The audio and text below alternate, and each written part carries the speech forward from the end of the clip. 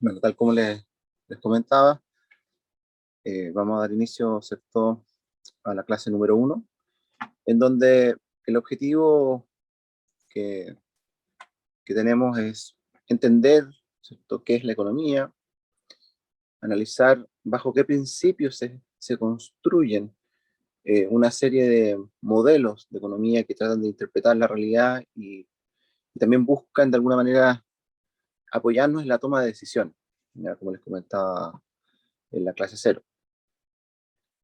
Eh, Dado ese contexto, vamos a también a tocar un punto que es interesante, que es lo que es economía normativa versus positiva. Y vamos a ver un caso de estudio para que podamos ir de a poco adentrándonos a este mundo que es de suma importancia, desde mi punto de vista, para la toma de decisiones de ustedes. Y al final les dejo las lecturas y todas las clases que tengamos, esto van a tener una cápita de lecturas donde hacen referencia a los capítulos del libro Manquio. Bueno, ¿qué es la economía?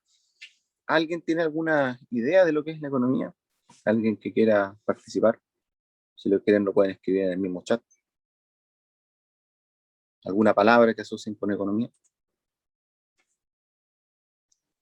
Hola, profe. Buenos días. Y Buenos con buenos respecto a días. lo que entender de economía, yo había leído en alguna parte que economía venía, no sé si, creo que del griego y tenía algo que ver con la administración, si no me equivoco. Claro, perfecto, súper, excelente. Eh, Hola, profe. ¿Qué? Hola, hola.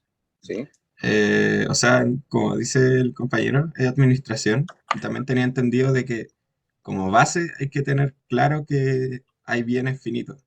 O sea, por algo existe la economía, porque hay que administrar cosas que no son infinitas. Si no, ¿para qué administrar algo que es infinito? O sea, hay como que tener claro que hay bienes, que hay, ¿cómo dice? Eso, que eso mismo, que hay escasez y que hay que resolverlo a través de la administración de esta escasez. excelente. Muchas gracias. Si pueden ir dando sus nombres, lo que pasa es que tengo la pantalla acá, pero la tengo un poco cortada. Se los agradecería a medida que van Hola, opinando. profe. Eh, soy Nicolás y yo tenía entendido como que la ciencia es una rama que puede estudiar desde la creación de cosas, la producción, la distribución y todo lo relacionado a estas. Súper, súper, excelente. Vamos bien entonces, vamos bien encaminados. Y algunos dicen por ahí que es una ciencia social, ¿cierto? Ok, que busca entender el comportamiento humano de las personas. Perfecto, excelente. Profe, agregando Sí, un poco a lo que dice mi compañera Dominga por el chat, ujú, se basa en las interacciones de distintos agentes, como son las ujú, personas, o los consumidores, las empresas y el Estado. perfecto, súper. ¿Qué organizaciones, bueno, tenemos, ¿cierto? Ustedes han mencionado los consumidores, las empresas, eh, en este caso el Estado, con sus distintos poderes, ¿cierto? Del Estado, ejecutivo, legislativo. ¿Qué otros poderes, qué otras instituciones tenemos que nos puedan condicionar, ¿cierto? O de alguna manera que al involucrarse con la economía también establecen algún parámetro, alguna variable que condicione el comportamiento de las personas? No sé en dónde entraría eso mismo, el Banco Central. El Banco Central, súper. ¿Y qué conoces del Banco Central, José? Es un ente regulador, si no me equivoco. Ujú, ya, me parece. ¿Alguien ¿Está tiene relacionado con alguna las idea de tasas de lo? interés? Sí, correcto. Es autónomo, dice por ahí Dominga. ¿Qué más? Eh, por lo Ojos. menos, como dice Dominga, en este país, por lo menos en Ujú, Chile, es autónomo. Se encarga de la circulación del dinero, o sea, de imprimir cuánto dinero va a haber. Y con eso, como dice Jorge, se establece los ciclos de expansión y contracción, la inflación, todo eso. Perfecto. pero Ujú. como que el Banco Central depende de muchos países cómo funciona. Por lo menos acá en Chile es así, pero en otros países funciona diferente. Ok, perfecto. Por lo menos, no sé si 100% diferente. Ok, excelente. Eh, Eso lo vamos a ver también cuando veamos macroeconomía, ¿cierto? Y claro, tenemos una de las variables fundamentales en economía es la inflación y que de alguna manera nos da indicaciones de, bueno, cómo van cambiando los precios de los productos, de los bienes y servicios, pero también es un indicador acerca de el nivel, el costo de vida que tenemos, ¿cierto? En los distintos países. Costo de vida que por lo demás, ¿cierto? Si se aleja de las condiciones que nosotros tenemos en términos de ingreso, es decir, por ejemplo, pensemos si aumenta el precio del pan, ¿cierto? Que es un bien súper necesario, por lo menos acá en Chile, ¿cierto? Y los sueldos de las personas se mantienen sin reajustarse, evidentemente que hay una pérdida de poder adquisitivo, ¿cierto? La gente tiene menos recursos para poder consumir otros bienes. O reduce el consumo de pan, ¿cierto? Para poder ajustar su canasta, o bien, ¿cierto? Eh, Tiene que reducir otros bienes que también son necesarios. Por acá también menciona Constanza eh, el medio externo porque existen relaciones internacionales, sí, perfecto. Todo hoy día lo que tenemos, ¿cierto? Es increíble, pero desde las guerras, ¿cierto? Eventos asociados a la naturaleza, todo nos afecta. Eh, y ahí hay que tener precaución, porque hoy día tenemos eh, fuerzas de la naturaleza que están actuando producto del cambio climático, por lo menos ese, ¿cierto? Es el análisis que hacen los científicos y que de alguna manera se corrobora eh, con la frecuencia e intensidad que se están dando los distintos eventos, donde también nos afectan. Y eso es más difícil de luchar contra eso en términos de poder, ¿cierto?, reducir la cantidad de eventos, porque al final del día es y depende de un esfuerzo conjunto que tenemos que hacer todos los seres humanos en términos de, ¿cierto?, reducir las emisiones de gases de efecto invernadero, lo que es complejo. Bueno, de todo lo que ha dicho usted hasta ahora, ¿cierto? Efectivamente, lo que es la economía eh, tiene muchos, ¿cierto? Muchos conceptos asociados. De hecho, este listado de definiciones está obtenido de la Real Academia Española. Y efectivamente, el concepto economía, que incluso nace de los griegos, ¿cierto? Como oikonomía, que significaba administración de los recursos del hogar, y cómo, ¿cierto?, administrarlo de manera eficiente, ¿cierto?, ante escenarios de escasez. Lo que uno, ¿cierto?, ve es que hay una serie de conceptos que surgen y que trata uno de incorporarlos y pareciera que siempre cuando uno incorpora un concepto nuevo, o la definición va mutando o se va quedando cada vez más, más al debe con los modelos, las representaciones que queremos hacer, ¿ya?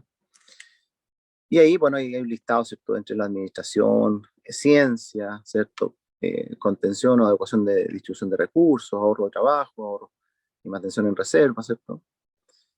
Y en particular, lo que uno tiene que tener presente, ¿cierto? Y esto es para aquellos que quieran involucrarse más en lo que es el concepto de economía y estudiar, ¿cierto?, los modelos y también la historia, cómo se ha ido dando. Aparte de reconocer que en la historia la economía ha sido fundamental, partiendo con los griegos, ¿cierto? Aquí está ordenado, ¿cierto?, en orden cronológico, más o menos quiénes han sido eh, de alguna manera, quiénes han sido los representantes, ¿cierto?, del desarrollo de la economía, dándole la importancia que hoy día tiene. Y entre esos, ¿cierto?, bueno, están los griegos, están artículos filosóficos que surgen, como el concepto de la economía política, ¿cierto? Que tienen algunos autores como Antoine. Después Adam Smith, que probablemente ustedes no han escuchado mucho, ¿cierto? Quien de alguna manera él viene a fortalecer el concepto de lo que se conocía como economía política, en donde lo que en realidad desde muy pequeño, él lo que se había dado cuenta, viviendo en un país, ¿cierto? En Escocia, se había dado cuenta que estando cerca de la frontera de otro país, en un país veía que habían unos árboles frondosos, que producían, ¿cierto? Que cuando uno cosechaba, cuando cosechaban en esa época, cosechaban unas frutas que podían alimentar a la población, además que eran de una alta calidad, versus al otro lado de la frontera no existían esos árboles, y no por un tema del clima, y eso es obviamente una de las variables que él analizó también, sino que era porque había algo más que explicaba o trataba, ¿cierto?, de explicar el por qué eh, se producía esta situación. Entonces él empezó a estudiar, ¿cierto?, las distintas situaciones de los países y se le llama política, ¿cierto?, economía política, porque de alguna manera lo vincula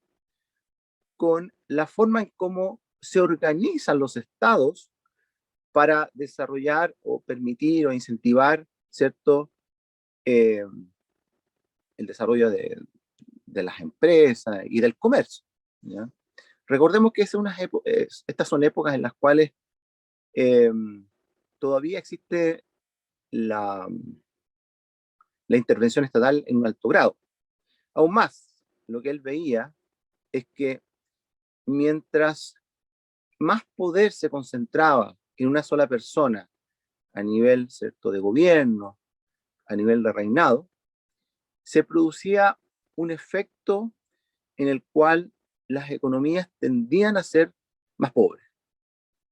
Eso es raro. Uno dice, bueno, habiendo una economía que permite una centralización de las decisiones, ¿cierto?, pareciera ser que al ser escasos los recursos se pueden planificar de mejor forma, ¿okay?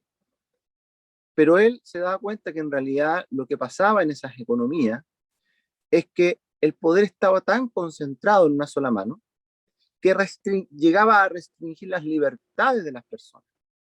Entonces él en su trabajo, ¿cierto?, que es conocido como La riqueza de las naciones, no fue el único trabajo, evidentemente, lo que él termina analizando y concluyendo es que siempre para poder incentivar el desarrollo económico de los países, ¿cierto?, es necesario dar mayores libertades a las personas. Y es allí donde él propone que hay una mano invisible que mueve a las personas para desarrollar negocios. En ese punto habla incluso del panadero. El panadero, ¿cierto?, en un afán de maximizar su renta, produce bienes que llegan a la población y que benefician al resto de las personas, que serían los consumidores, ¿cierto?, al poder disponer de ese pan, ¿cierto?, para poder hacer sus labores diarias. Bueno, después viene una serie de otros desarrollos en términos económicos, ¿cierto? Y ya en el siglo XIX, ¿cierto?, saltándonos, ¿cierto?, un siglo prácticamente respecto a lo que Adam Smith fue su trabajo, vienen a desarrollarse una serie de conceptos, ¿ya?, basados en la modelación matemática.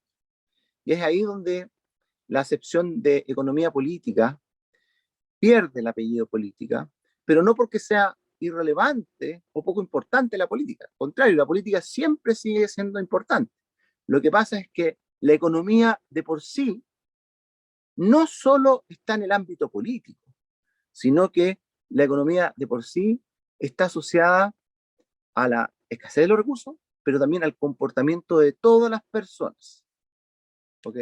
Y por lo tanto está vinculada a las decisiones que toman las personas en forma individual, empresarial o instituciones que de alguna manera participan de la economía. Y bueno, ahí a continuación, después del siglo XX, ¿cierto?, van surgiendo otros enfoques alternativos a la economía, tales como el caso de lo que es la organización industrial, la teoría del juego, que algo vamos a ver en este curso en términos de lo que son el dilema del prisionero y su aplicación, ¿cierto?, en los mercados.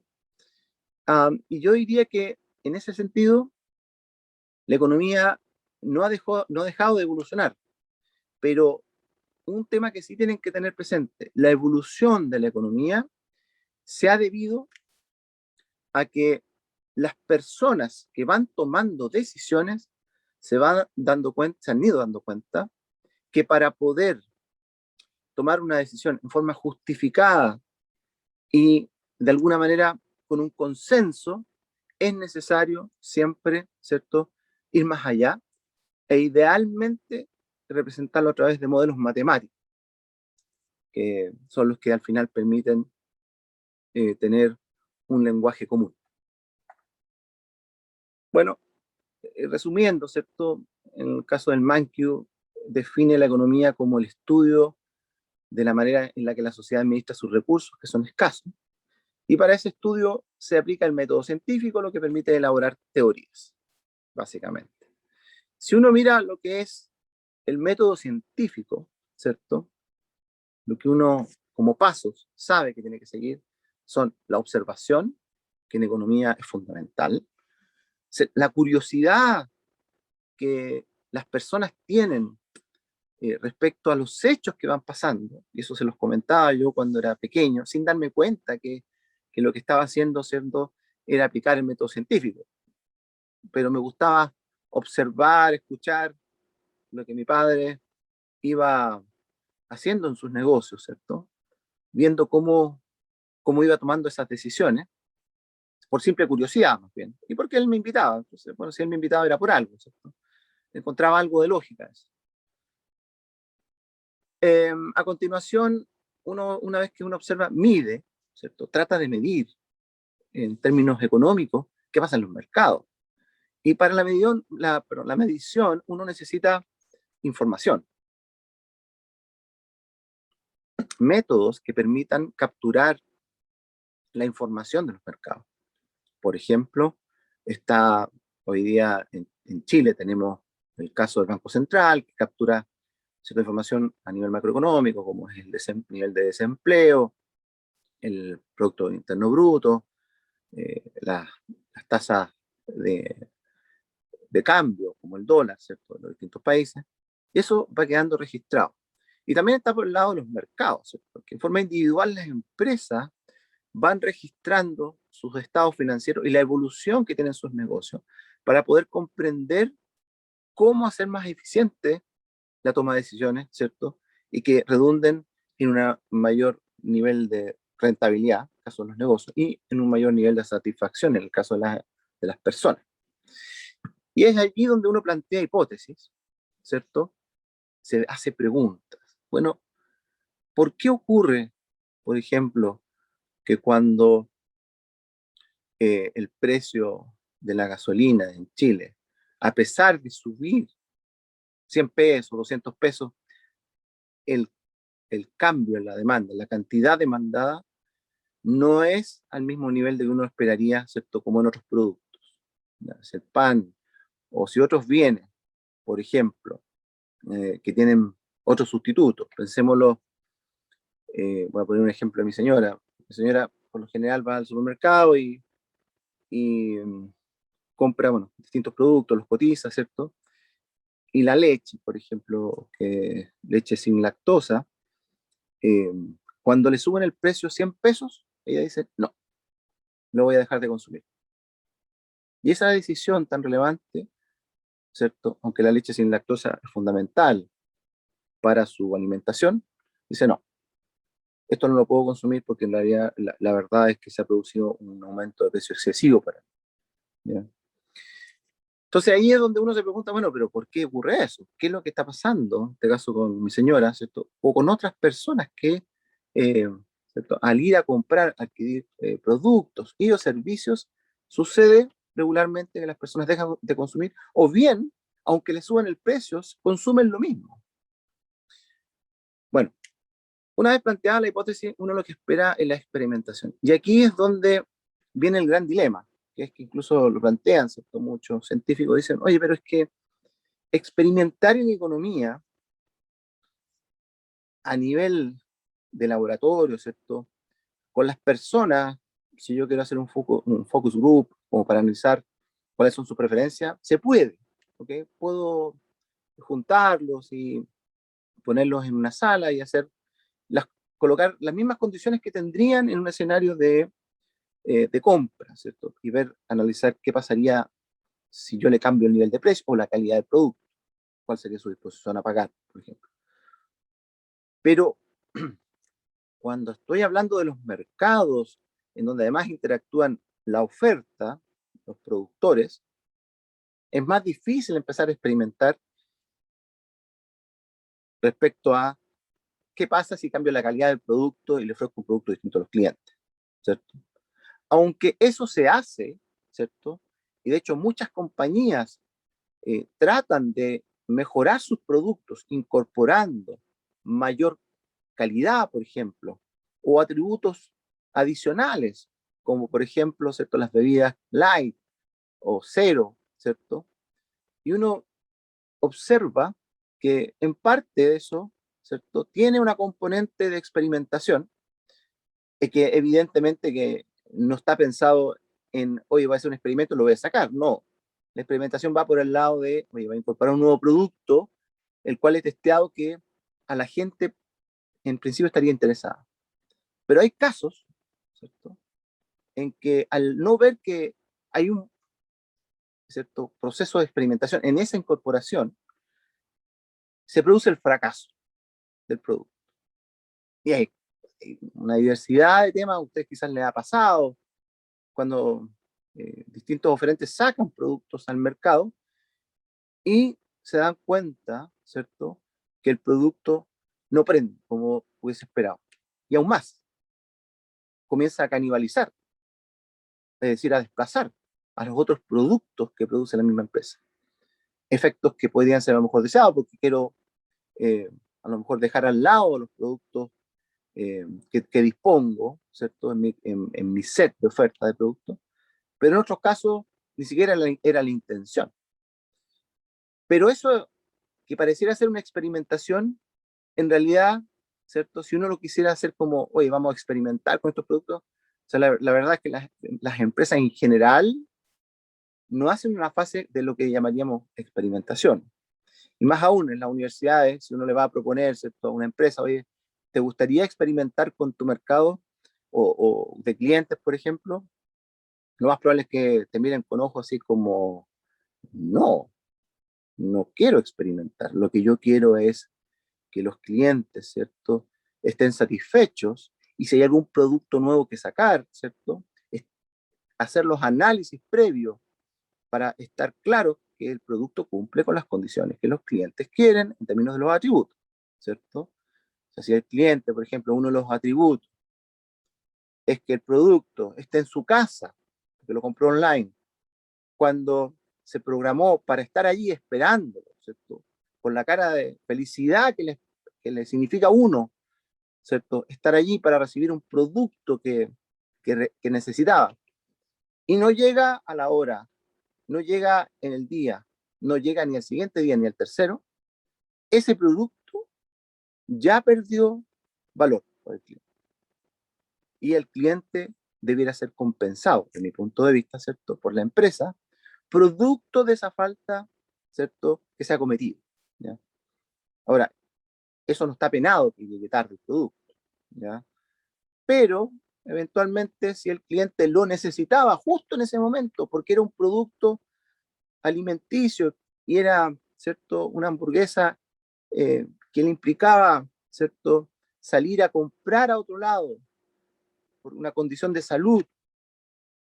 Entonces, evidentemente que ese cliente queda totalmente fuera en ese minuto de lo que es el radar, eh, o sea, la empresa que va fuera del radar de ese cliente. Eh, Probablemente a lo mejor el cliente no va a comprar más o va a tener la duda, va a buscar otros proveedores, ¿ya? Entonces, en esa fase de experimentación, evidentemente que las empresas no quieren experimentar, ¿ya? Pero cuando se dificulta más la experimentación, es cuando, por ejemplo, ¿cierto? Uno piensa en el país, ¿cierto? A nivel país completo. Y lo que yo, como gobierno, ¿cierto? Me doy cuenta que en este caso de pandemia, las personas que han perdido su trabajo, ¿cierto? Requieren de una ayuda. Entonces uno se empieza a preguntar, pero ¿cuál es la ayuda que requieren las personas? ¿Cierto? Requieren alimento, requieren vestimenta, ¿cierto? Requieren pagar sus cuentas, necesitan trabajo para sentirse, ¿cierto?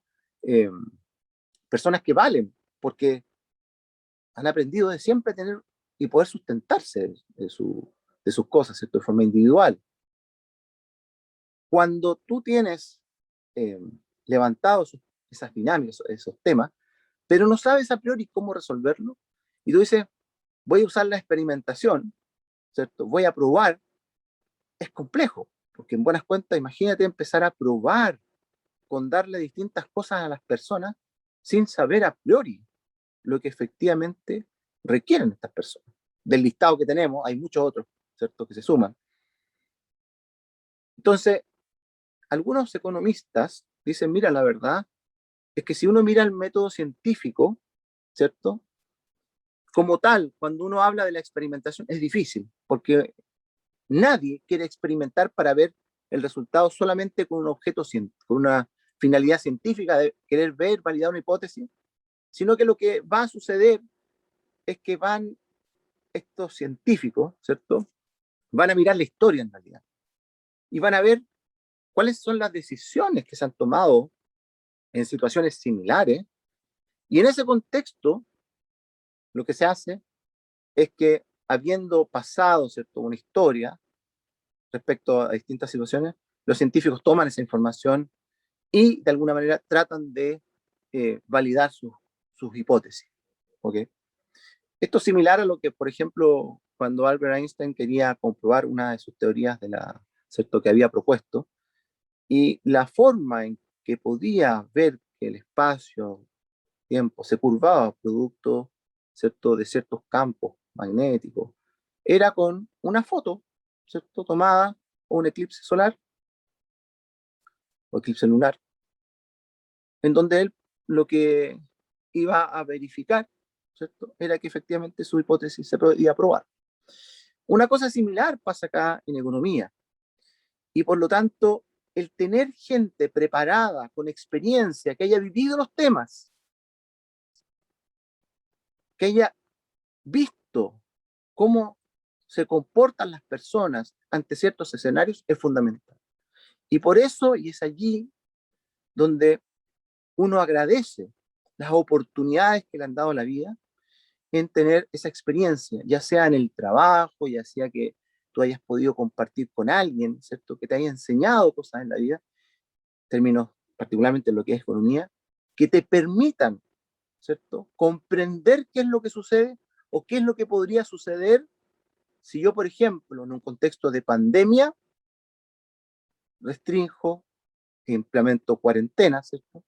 Y qué efectos va a tener eso cuando las personas vuelvan o tengan que volver, ¿cierto?, a sus respectivas labores cotidianas, siempre que lo puedan hacer, porque la cantidad de trabajo, ¿cierto?, que se dejaron de existir, que se destruyeron, es impresionante.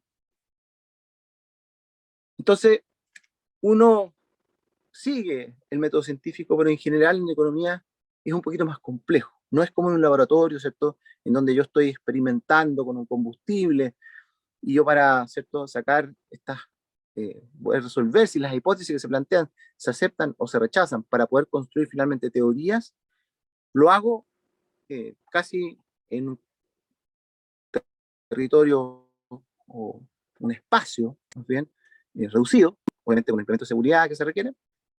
Distinto es la economía. La economía está en todas las decisiones.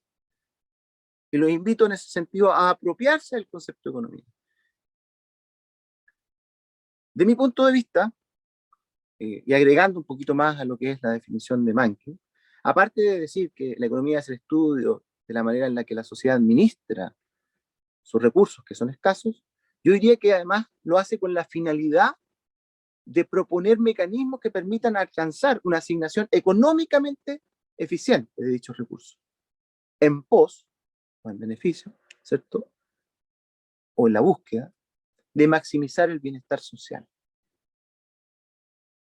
Y ese bienestar social es sumando la participación del gobierno, la participación de los consumidores, de las empresas, de los ciudadanos, de todos en general. ¿Okay? Esos conceptos los vamos a ir viendo, obviamente, a medida que vayamos avanzando en la economía. Para ello, y poder, ¿cierto?, de alguna manera ponernos de acuerdo en lo que es la economía, ¿cierto?, y cómo opera, existen ciertos principios que han sido declarados, en este caso, y están en el libro de Mankey, que parten de ciertas preguntas. La pregunta A es cómo los individuos toman decisiones. Vamos a ir viendo cada uno de los principios a continuación. La pregunta B, ¿cómo interactúan los individuos entre sí? Y la pregunta C, ¿cómo funciona la economía en su conjunto? Vamos por cada una de esas preguntas. Respecto a cómo los individuos toman decisiones, es fundamental, ¿cierto?, entender que en el día a día, en el minuto a minuto, segundo a segundo, los agentes, y cuando hablamos de agentes, se refiere a las personas, individuos, ¿cierto?, personas naturales, personas jurídicas, que son las empresas, el gobierno, ¿cierto?, están permanentemente enfrentados a disyuntivas, ¿okay?, donde para poder analizarlas requieren algún tipo de metodología. En un contexto en donde la economía permite participar, ¿cierto?, en forma libre de las decisiones del país, por ejemplo, dictando esta clase, ¿cierto?, o bien ustedes estudiando, lo que uno hace es valorar y poner sobre la mesa básicamente dos aspectos. ¿Cuáles son los beneficios que tiene esto y cuáles son los costos? Para mí los costos de estar acá, ¿cierto?, es dejar de hacer otras cosas que también me gustan, como por ejemplo, ¿cierto?, trabajar en mis proyectos. Pero ¿cuáles son los beneficios que superan a esos costos? De mi punto de vista, es, por un lado, la satisfacción de sentirme feliz de estar, ¿cierto?, compartiendo con personas, pero además también considerar que el futuro del mundo se construye con personas que estén súper bien capacitadas, súper bien, ¿cierto?, compenetradas con aquellos conceptos que son, de mi punto de vista, esenciales para poder tomar decisiones, y decisiones que vayan en pos de la eficiencia económica, pero también del bienestar de todos. Ese es mi análisis, por lo menos, de mi situación en términos de dictar clases.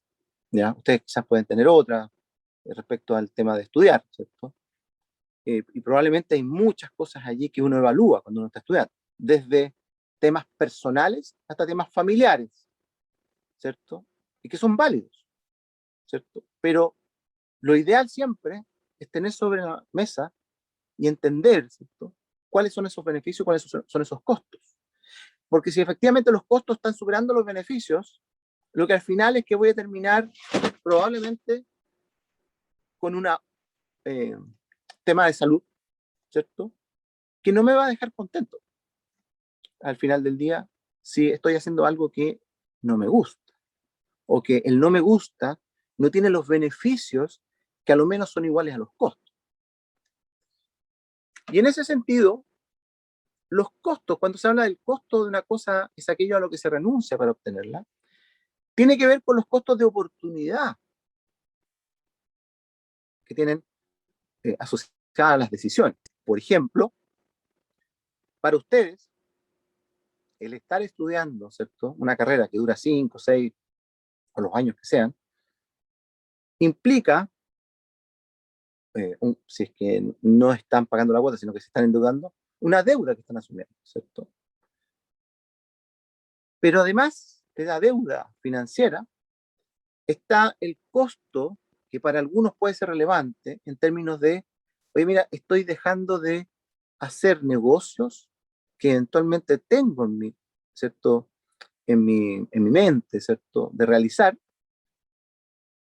Y eso también tiene un costo, porque en buenas cuentas es parte del aprendizaje que estoy dejando de hacer al no realizar ese negocio. Pero evidentemente que lo que uno busca es no, ¿cierto? Es decir, bueno, pero en realidad, si yo hago un negocio, ¿cierto? Ese negocio lo que me va a permitir es obtener ingresos, pero si además yo estoy estudiando, ¿cierto? El estudio me va a permitir eh, poder incrementar el conocimiento que tiene que ver con, ¿cierto? Estos negocios y me va a poder permitir tomar mejores decisiones en distintos escenarios que se presenten de estos negocios. Y por lo tanto, es fundamental comprender cuáles son esos costos de oportunidad. Y en economía, cuando se habla de costos, siempre estamos hablando de los costos económicos, que implica tener claro cuáles son los costos financieros, contables, pero además los costos de oportunidad. Ojo con eso, ¿ya? Y que a veces a las empresas o a quienes toman decisiones se les olvida cuáles son esos costos de oportunidad. Lo vamos a ver con un ejemplo en realidad, para que les quede un poquito más claro. Los agentes racionales, sería el tercer principio, piensan en términos marginales.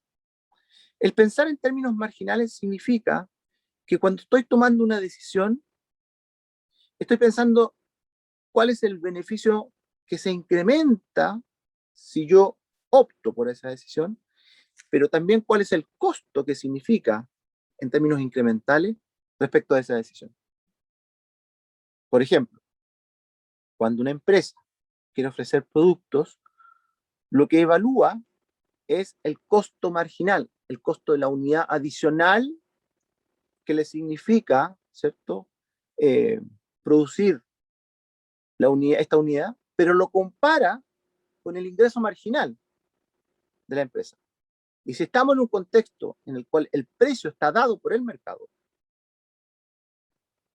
entonces lo que compara es el precio que da el mercado con ese costo marginal. Y es allí cuando toma la decisión de cuánto es lo que le conviene producir, por ejemplo. En el caso de ustedes, por ejemplo, si están escuchando la clase, ¿cierto? En algún minuto o minuto a minuto pasa que ustedes están evaluando, sigo acá, me desconecto, empiezo a hacer otra cosa y mientras tanto escucho. Total, la clase va a estar grabada, ¿cierto? Pero el análisis que ustedes hacen en ese contexto, y que es natural, ¿cierto? Tiene también un contexto de cuáles son los beneficios que obtengo de estar haciendo dos cosas simultáneamente. ¿Ok? Y eso se analiza en términos marginales, es decir, el beneficio adicional que me implica hacer una cosa extra en ese minuto, que puede ser súper relevante, versus el costo, ¿cierto?, de estar atendiendo la clase, ¿cierto? Entre lo cual está el costo de oportunidad de dejar de hacer lo otro, o tomar la otra actividad, ¿cierto?, en forma paralela. ¿Sí? Y es ahí donde hay que tomar, ¿cierto?, una buena decisión. Uno dice, claro, la clase está grabada, pero a lo mejor podría haber estado atento y hacer una pregunta que hubiese cambiado mi vida. El cuarto principio, y yo diría que es el que siempre se le olvida a todo el mundo, son que dice, los agentes responden a los incentivos. Siempre, siempre que uno establece una condición que puede significar un premio o un castigo, dependiendo, ¿cierto?, cómo sea el resultado de lo que se haga, las personas los agentes, ya sean empresariales, el Estado, ¿cierto?, las personas individuales, siempre van a responder a esos incentivos. Por ejemplo, si yo le digo a una persona, pongámonos en el escenario, ¿cierto?, acá en la clase. Si yo les digo, supongamos que estamos en la clase, en medio de la clase, ¿cierto? Estamos todos atendiendo, y de repente les digo, todos aquellos que prendan sus cámaras, no lo hagan, ¿eh? No es para eso, por si acaso, pero el ejercicio es así.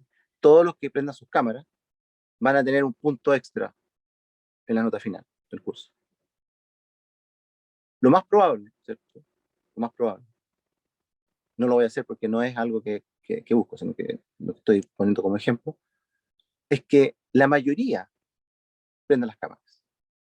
Eso es este principio, que los agentes responden a los incentivos. Y por favor, cuando ustedes estén en sus profesiones, sean empresarios, ¿cierto? Se van a dar cuenta que al tener un incentivo bien diseñado, su empresa va a ir viento en popa, ¿cierto? Con éxito. Pero si el incentivo no está bien puesto, la empresa lo más probable es que se va a estancar o va a terminar hundiéndose el buque.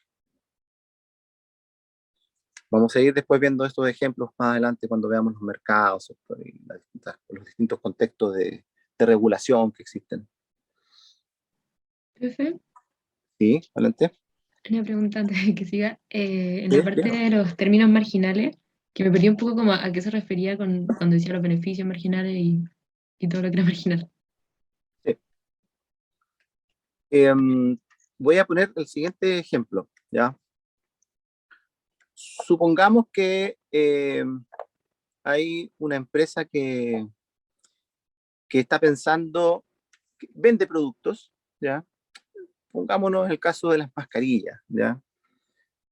Mascarillas que hoy día son muy utilizadas, ¿cierto? Incluso en un tiempo había una escasez grande de estos productos y las mascarillas llegaron a valer, ¿cuánto? Individualmente costaban 1.000 pesos, 2.000 pesos, mascarillas de tela, estoy pensando.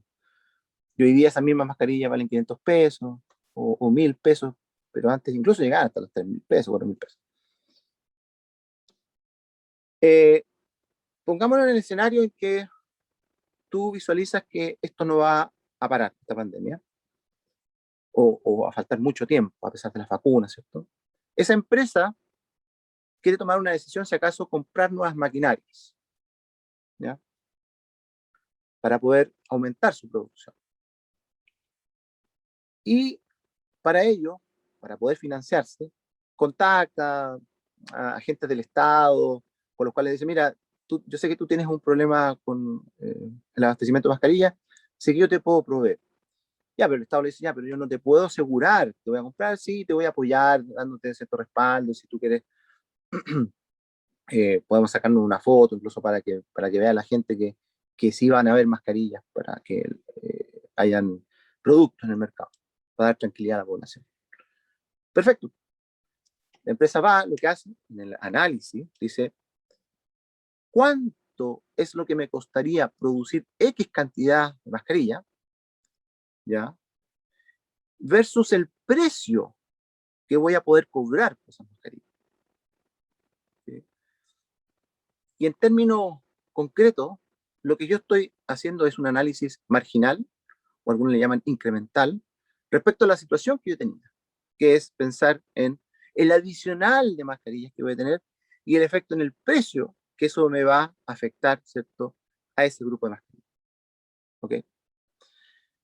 El análisis, eso se le llama análisis marginal, que lo vamos a ver también con modelo de ecuaciones, ¿ya? ¿Qué pasa en ese contexto? Que es que cuando tú haces un incremento de la oferta de la mascarilla, que es una decisión que tomas, de alguna manera te pones en escenarios de precio, pero en un contexto de pandemia donde tú ves que la pandemia no se detiene y no hay vacuna, o por lo menos en ese minuto, empresas que tomaron esas decisiones, ¿cierto? La evaluación les daba positiva. O sea, el beneficio marginal de las unidades adicionales versus el costo marginal de esas unidades, el costo adicional, era positivo. Lograba cubrir todos los costos económicos, incluso aumentar hasta mi renta, porque los costos de incrementar más unidades se reducían porque usaban el mismo personal, ¿cierto? A lo mejor les pagaba un bono extra, pero en términos concretos las ganancias eran aún mayores. Esa es como la explicación, no sé si se entiende con eso. Ahora te puedo contar el resto de la historia. Perdón, ¿quién me había preguntado? Yo, muchas gracias, sí, sí entendí.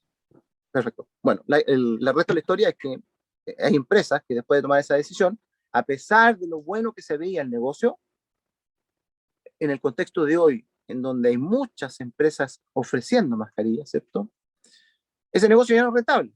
De hecho, estaban pidiendo ayuda al gobierno para que les compraran las mascarillas que habían producido en forma adicional, porque habían adquirido maquinarias, un montón de cosas, pero en un contexto en donde muchos habían hecho eso, ¿cierto? Porque el comportamiento humano es así. Respondemos a los incentivos. Oye, una falta de mascarilla y es súper rentable. Muchos hicieron lo mismo. ¿Y qué es lo que lograron? Bajar los precios. Que consumidores como nosotros estamos felices, porque obviamente pagar por una mascarilla 500 pesos versus 4.000 te permite dejar tu presupuesto para otras decisiones. Pero, ¿cierto? Para quien tomó la decisión para un precio que estaba en 4.000, pensando que a lo mejor podía bajar a 3.000 en el peor de los escenarios, y baja a 500, evidentemente ese negocio, ¿cierto? No tuvo los resultados que se esperaban. Y al parecer tampoco evaluó el escenario más crítico que se podía producir, porque siempre pensó, quien tomó esa decisión, que ese escenario nunca se iba a dar, o que la probabilidad era muy baja.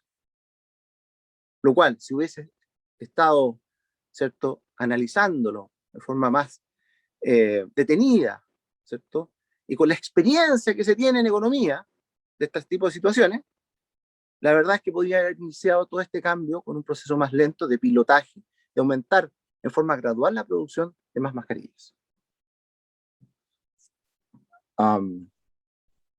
Profe, ¿Sí?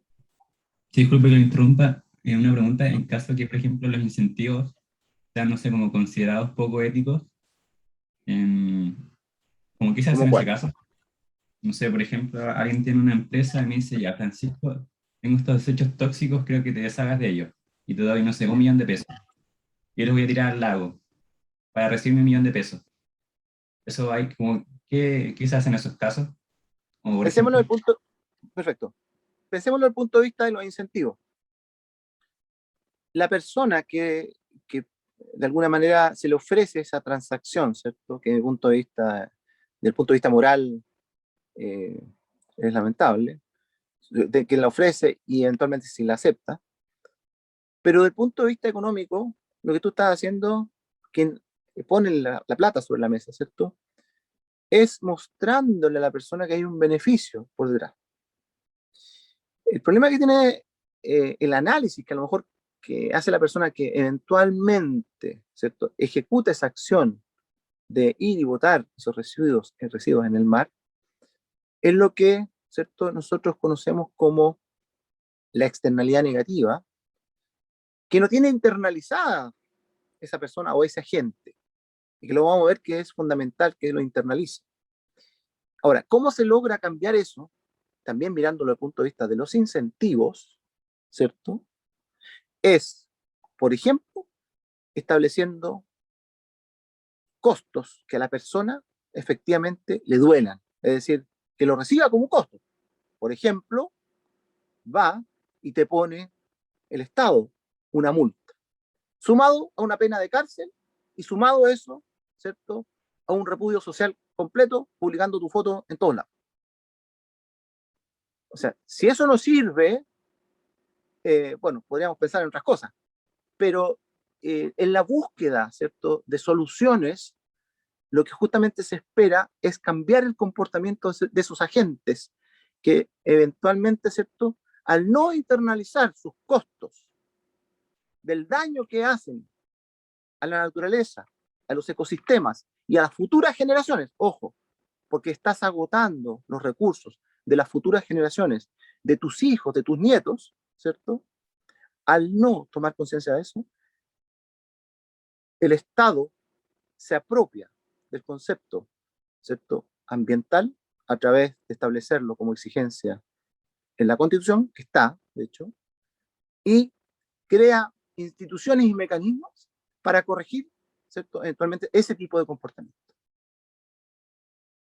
¿Se entiende? sí, profe, gracias. Ok. Sigamos viéndolo. Profe, Sí, adelante. ¿le puedo hacer una consulta? Obvio, sí. El tema de los incentivos podría relacionarse con el tema de cuando, por ejemplo, en los supermercados está el tema de los 2 por 1, cuando bajan los precios, 100, 200 pesos hay oferta. ¿Vendría siendo un tipo de incentivo a los agentes? Sí, la respuesta es sí. Y ese tipo de incentivos surgen aún más porque existe competencia, es decir, hay otras, hay otras cadenas de retail que están también ofreciendo productos similares. Entonces, para captar la atención de los usuarios, ¿cierto? Se ofrecen esas ofertas. O, por ejemplo, la unidad adicional por $1, te dicen, ¿cierto? Ahora, Claro, la pregunta es por qué lo hacen. Y allí es, ¿cierto? En un contexto también de libertad y que eso no daña a nadie, ¿cierto? En principio. Eh, Eso es bueno, al final. Ahora, lo que pasa es que detrás de esas ofertas muchas veces lo que hay es que las empresas, por ejemplo, quien está ofreciendo el producto, quién es el que produce el producto, no quien lo distribuye, porque el que lo distribuye es el canal de distribución, el retail, el supermercado, que sea, pero quien lo produce a lo mejor quiere posicionar su marca y quiere lograr, ¿cierto?, que esa persona se lleve un segundo producto, porque a lo mejor ese segundo producto lo va a compartir con alguien. Y eso le va a permitir que dos personas van a hablar con otras personas, y en teoría lo que sucede, por la tema práctica, lo que se conoce es que cuando una persona queda contenta, hay 11 personas más detrás de ella que van a conocer esa felicidad y asociada a lo que es la satisfacción de ese producto. Entre comillas, eso podría estar pasando, por ejemplo. Hay otras estrategias y otras cosas que hay detrás, ¿ya? Pero en parte sí, o sea, es parte de los incentivos, los cuales uno quiere lograr, ¿cierto? Que al final el consumidor adquiera el producto y lo pruebe y quede feliz, obviamente. Ahora, el que quede feliz el consumidor, obviamente que tiene que tener también, va a depender del producto, pero ojalá un testeo de lo que le significó en términos de satisfacción al consumidor si es un producto nuevo, por ejemplo. ya, profe, muchas gracias. ¿Ok? O también acá dice Pía como poner toda la oferta en el pasillo principal. Claro, por ejemplo, ahora las ofertas que ponen los supermercados evidentemente están conversadas con los proveedores, ¿cierto? Y el hecho de que estén en un pasillo llamado principal significa que los proveedores están pagando un costo de góndola, es decir, por poner sus productos allí, más caro que el resto. Por lo tanto, lo que esperan los productores, ¿cierto?, de bienes es que el diferencial del costo que le significa estar allí, ¿cierto?, por lo que le cobran el retail, ¿cierto?, el diferencial, el beneficio, sea mayor, evidentemente. Y probablemente tenga que ver con esto del posicionamiento, ¿ya? Como una de las explicaciones que uno busca cuando yo, por ejemplo, quiero diferenciar mis productos de la competencia.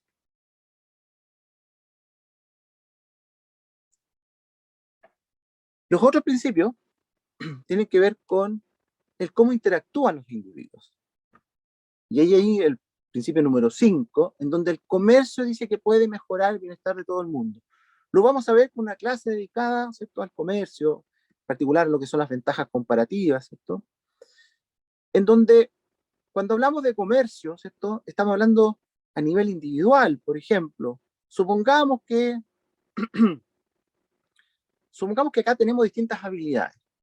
Cada persona puede hacer distintas cosas. A algunos les gusta cocinar, a algunos les encanta manejar un vehículo, a otros les gusta organizar fiestas, ¿ya? Imagínense en un contacto de todos y conversando de las distintas oportunidades que todos tenemos, y hay alguien por ahí que dice, oye, me gustaría organizar una fiesta.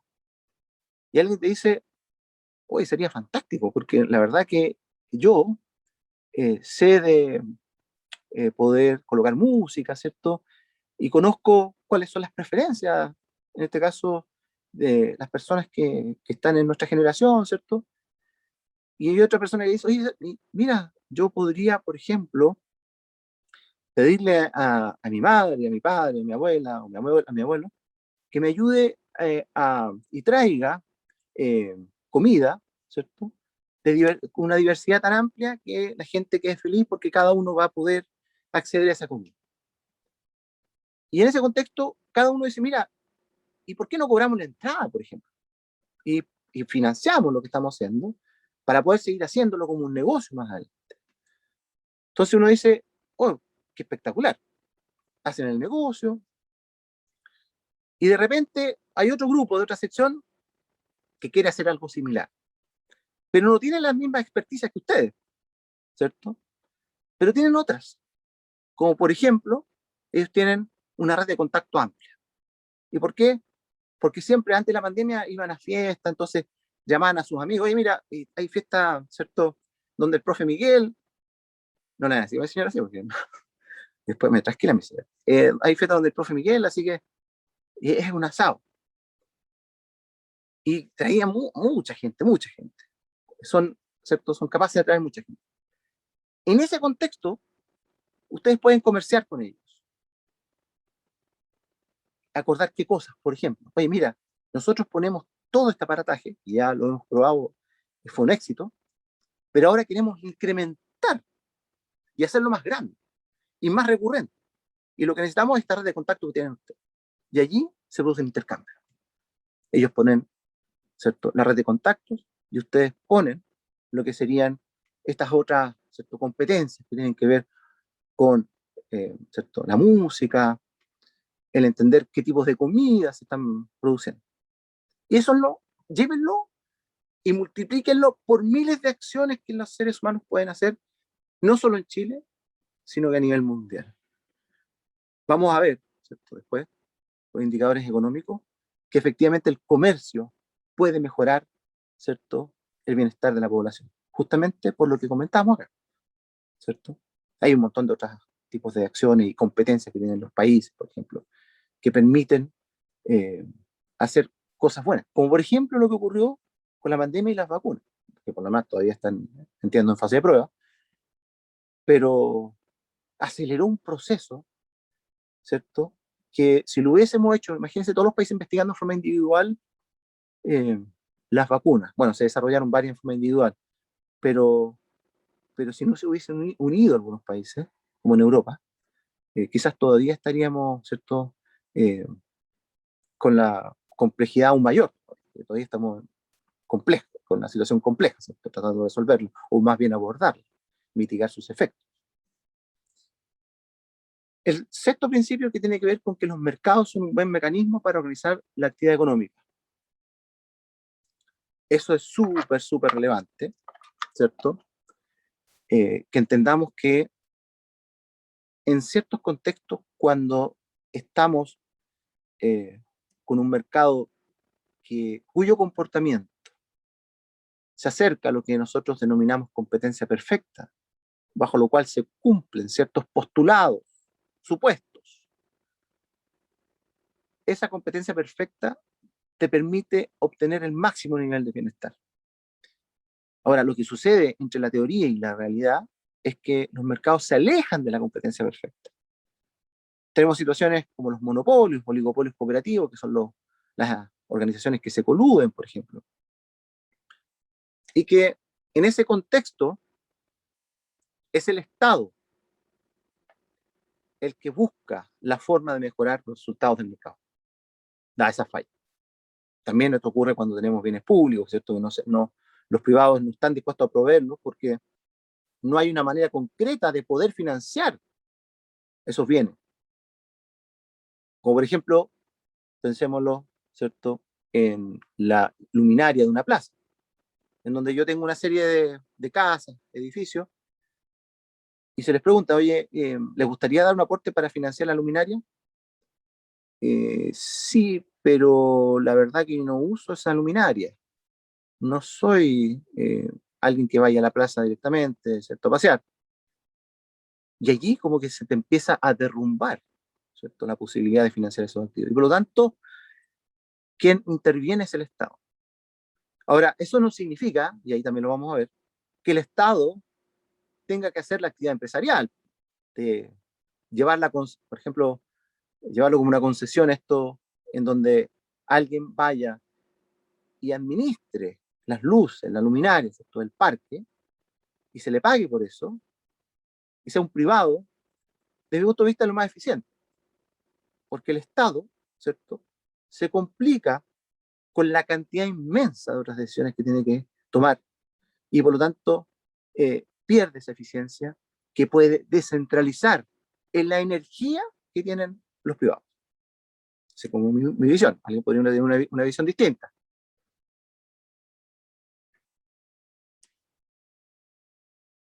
¿Qué otros mecanismos? Aquí hay una pregunta.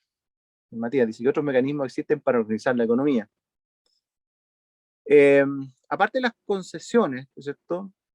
También existen regulaciones de precios, donde, ¿cierto?, el Estado fija los precios a ciertos bienes que se producen en la economía, como por ejemplo a lo que es el servicio de distribución eléctrica. No el precio de la energía en sí, porque la energía eléctrica que recibimos se basa en un mercado de competencia, que está organizado, ¿cierto?, de tal forma que funcione como competencia perfecta. Pero lo que son las líneas de transmisión, lo que son las subestaciones, lo que son las redes que llegan a sus casas, las redes eléctricas, ¿cierto?, de distribución, esas están reguladas, en donde el Estado fija los precios y las rentabilidades máximas que pueden obtener las empresas que son consideradas como monopolios. ¿Ok? Y la economía en su conjunto, bueno, estas las vamos a ver, estos principios los vamos a ver cuando veamos macroeconomía, pero adelantando un poco, ¿cierto? El nivel de un país depende de la capacidad que tenga para producir bienes y servicios, ¿cierto? Y allí, evidentemente, que mientras mejores profesionales tenga un país, ¿cierto? Y aquí es donde los invito a ustedes, ¿cierto?, a continuar formándose, preparándose, con una mirada a país. Aparte que les va a permitir vivir, ¿cierto?, y poder construir un hogar de forma individual o con alguien más, el hecho de poder capacitarse, el hecho de poder, ¿cierto?, aplicar conceptos que parecieran ser teóricos, pero al final la vida, por lo menos a mí me ha enseñado que son súper relevantes para poder tomar decisiones. El hecho que un país tenga esa capacidad para producir, que está centrada no solo en lo material de las tecnologías, sino que en las personas, el motor de la economía son las personas, el nivel de vida de un país va a mejorar. Ahora, después vienen otros principios, ¿cierto?, que tienen que ver con que, oye, mira, cuando el gobierno imprime demasiado dinero, los precios suben, ¿ya? Lo vamos a ver más en detalle, ¿cierto? Pero evidentemente que cuando hay mayor disponibilidad de caja, ¿cierto?, de dinero a la cual echarle mano, uno piensa en consumir más, siempre y cuando tenga el respaldo de tener, ¿cierto?, un cierto colchón que me permita vivir varios meses en caso de que no tenga trabajo. Y eso es lo que hace que finalmente tú vas al comercio, imagínense todos haciendo lo mismo, los oferentes felices de productos, los oferentes de productos, y evidentemente que la reacción es, oye, mira, está aumentando la demanda de los productos, y entonces veamos la forma, ¿cierto?, de a lo mejor cobrar un poco más, ¿cierto?, para, ¿cierto?, maximizar nuestros ingresos. ¿Ok? Y eso hace que los precios suban. Y por eso que cuando el gobierno imprime más dinero, esa es la consecuencia. Y a corto plazo la sociedad enfrenta una disyuntiva entre la inflación y el empleo. Siempre que uno tenga más empleo, ¿cierto?, van a haber más personas con poder adquisitivo para consumir bienes. Y lo mismo, esos bienes que tú vas a consumir, en términos concretos, para quien ofrece los productos, va a haber la oportunidad, ¿cierto?, o bien el mercado va a reaccionar como un todo completo en un alza de los precios. Y eso se puede predecir porque están en modelos que te permiten hacerlo.